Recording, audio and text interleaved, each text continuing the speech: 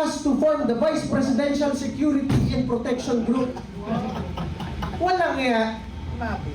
Sa dami-dami ng general ng Armed Forces at PNP at mga opisyal na nakapaligid sa kanila galing PMA at PNPA, ikaw na walang ranggo, ikaw ang pinag-form ng Vice Presidential Security Group. Pare, kahit colonel ako, kahit general itong mga katabi ko, hindi kami makakapag-form ng isang unit ng Armed Forces kung hindi kami inutusan ng DND. And that is the truth. Si Secretary Lorenzana noon at si AFP Chief of Staff Centino ang nag-form ng Vice Presidential Security Group para pag alis nila, merong separate unit na magpoprotekta sa Vice President. Hindi ikaw, Mr. Madriaga. Hindi kasi ako makakatulog ng 3 araw dito sa Rodel ba? Ramil Madriaga na to eh. Nabibuisit talaga ako, hindi pa naman ako nakainom ng losartan. Pero partner ha, masigit ko lang, mabigat ha, dinalaw ni Delima. Dinalaw pa ni Delima. Oo. Kaya hindi na daw Junel, Ramil. Ito, banggitin ko lang po ng mabilis sa inyo ha. Kami sa Duterte Youth Party List, more than 10 years na namin kasama si Mayor Sara Duterte, Mayor Rodrigo Duterte, Vice President Sara Duterte, Pangulong Rodrigo Duterte. Pag kami napunta sa Davao o sa Malacanang o sa mga opisina nila, normally, kami, hindi agad namin kilala yung mga abogado doon, mga politiko, pero kilala kami. Yusek Cardema, Congresswoman Cardema, binabati kami. Pero, pag patungkol sa Armed Forces of the Philippines at Philippine National Police, mga PSG, VP PSG, mga nakadetail sa Malacanang sa Davao, kilala namin karamihan yan. Kasi pag napunta kami doon, sasaludo pa yan, "Sir, kamusta po? Idol po namin kayo, laban lang po sa NPA." Kasi nga, kami lumalaban sa Kongreso, laban sa NPA. Kaya karamihan ng mga security detail ng Pangulo sa PSG at ni Vice President Sara Duterte sa VP PSG, kahit nung mayor pa siya sa Davao City, kilala namin karamihan yan. Yung Duterte Youth Party List, yung 3 congressman na dapat nakaupo ngayon, isa nag-aral sa PNPA, isa nag-aral sa PMA, yung isa taga-UP, parte ng AFP Reserve. Talagang pro-military government troops kami. Hindi namin kilala yung Rodel Madriaga na yan, na bigla na lang, Ramil Madriaga na yan, na bigla na lang lumabas. Tinawagan agad namin yung mga members ng Duterte family. Sabi, parang hindi rin namin kilala yan eh. Kahit yung mga security, mga dating PSG commander, hindi namin kilala yan. Hindi sir eh. So binasa namin yung statement niya, yung affidavit. Diba, "I am Ramil Madriaga. I took up the College of Law from 91 to 95 at San Sebastian." Doon pa lang, I took up the College of Law eh. Sabi ko, ano to? I graduated but did not pass the bar. I work in NSC, National Security Council, and ISAF from 2001 to 2015. Doon pa lang ma-realize nyo kung taga-military kayo o familiar kayo sa military police. Paano nangyari na nagtatrabaho ko sa National Security Council, tapos nagtatrabaho ko pa sa Intelligence Service Armed Forces of the Philippines? Eh, hindi ka nga parte ng AFP eh. Wala siyang ranggo sa Armed Forces kahit private o corporal. Wala siyang ranggo sa PNP kahit patrolman. Hindi siya parte ng mga tropa ng gobyerno, pero sinasabi niya nagtatrabaho siya sa Armed Forces of the Philippines at sa NSC. Pangalawa, I worked in the NSC NBI from 2018 to 2020. Paano nangyari nagtatrabaho ka sa National Security Council, tapos nagtatrabaho ka rin sa NBI under ng DOJ doon sa 2 taon na yun? Anybody na familiar sa government service, alam niyo na agad sinungaling eh. Pangatlo, from 2018 to 2021, I work in the NSC, National Security Council, PSG, Presidential Security Group, and GHQ, General Headquarters. Ano yun? Eh yun rin yung same date nung nagtatrabaho ko sa NBI. So nagtatrabaho siya sa 4 na ahensya ng gobyerno, imposible yun. When you work in the PSG, separate unit ka na ng Armed Forces. Kasi pag nagkaroon ng kaguluhan sa bansa, nakadepensa lang kayo sa Pangulo. So yung sinasabi niya, nagtatrabaho siya sa PSG, sa GHQ, sa Camp Aguinaldo, sa NSC, sa Biluna, at sa NBI, sa Maynila, sabay-sabay, dun palang makita nun niyo na abnormal tong tao na to. Talagang ma-high blood ka sa ano. Oh, pangatlo. At the start of the 2016 election campaign, then Congressman Roy Logoles introduced me to the Duterte family to provide political and security advice. Pare, mapapainom talaga ako ng losartan eh. Una, si Congressman Roy Logoles, yung binanggit niya, patay na, kaya hindi mo ma-verify kay Roy Logoles. Pero nagsalita si Malu Tiquia, Chief of Staff ni Roy Logoles, hindi rin daw niya kilala yan. O, dun pa lang, di ba?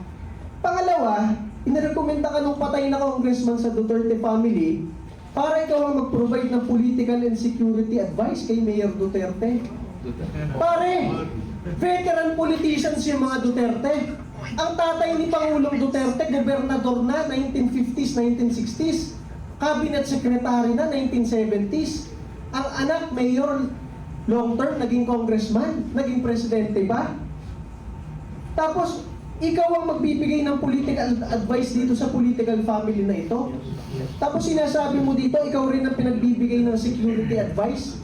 Sa dami ng general ng Armed Forces of the Philippines na na-assign sa Task Force Davao, ikaw na walang ranggo sa AFP o PNP, ikaw ang magbibigay ng military advice.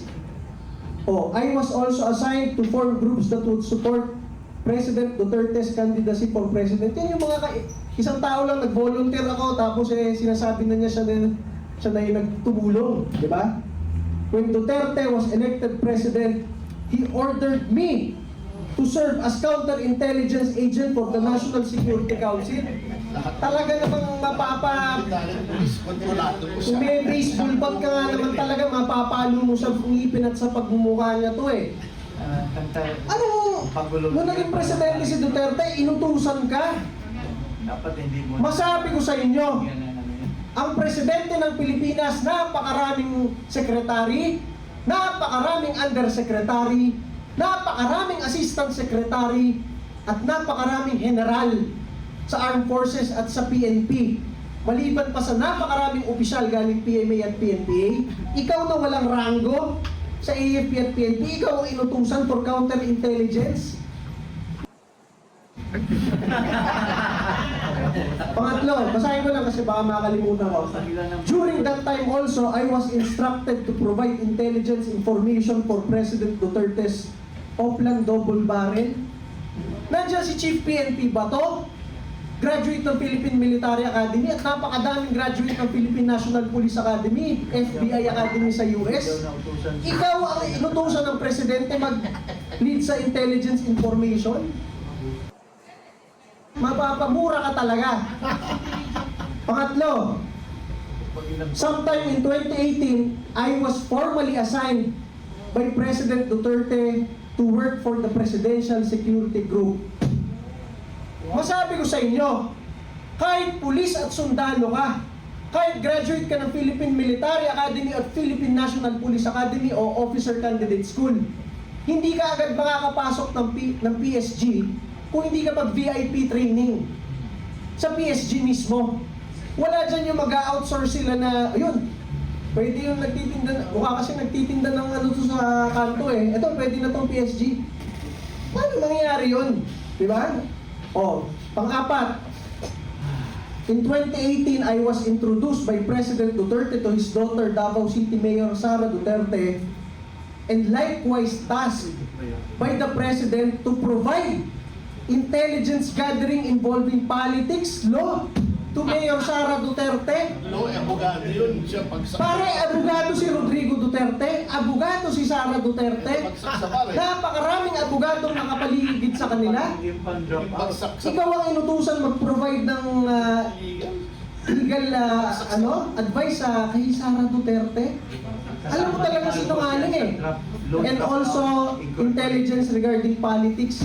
Ikaw na hindi pa nananalo kahit barangay chairman, ikaw ang magpo-provide ng political advice sa mga veteran politicians, mga Duterte. Ito, bilisan ko na lang po We were able to register ISIP Pilipinas at the SEC with me as national convener. Madali lang yan. Kahit pumunta kahit sino sa atin sa SEC, mag-register na Ako ang head ng Walang Isip Pilipinas. Oh, ayun, ikaw ang chairman nun. Non-stop, non-profit. Ito pa, masabi ko sa inyo, talagang mapapadagdag ka ng dosage na losartan. When Mayor Sara Duterte won as Vice President, I was tasked to form the Vice Presidential Security and Protection Group. Walang nga. Sa dami-dami ng general ng Armed Forces at PNP at mga opisyal na nakapaligid sa kanila galing PMA at PNPA, ikaw na walang ranggo, ikaw ang pinag-form ng Vice Presidential Security Group.